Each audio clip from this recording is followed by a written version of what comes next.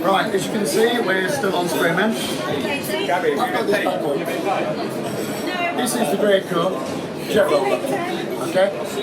I like it. Okay, we use it quite a lot. We're doing a lot of testing. There is a few things that I struggle with, and to be honest with you, the cage.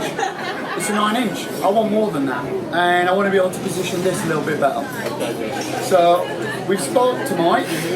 He knows that we need something slightly different. So, lo and behold, we've got another invention for our good friends at Sprayman. So Mike, I don't know, he just seems to get bored. So what can I invent next?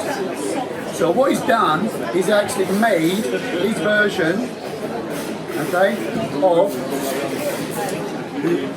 the jet roller. But the difference is the arm, this cage can actually be changed. Okay, so we just pop this out and we can make it, that's obviously a 12, we want a 14. As far as Mike's concerned, no problem. The actual moving of this, you do need the jet roller, don't get me wrong, because it fits on the bar. But the difference is, it will actually slide up and down a lot more than, let's say, the standard. The standard has to sit within the rib. This one, it does not. And again, you can mess around with it a lot more. It's a lot more versatile. And like I said, you can change from the 12 to a 14. It's been a busy 2 days. I've been trying to get back on the stand for, well, pretty much a day and a half. So now we're here. This bad boy is going home.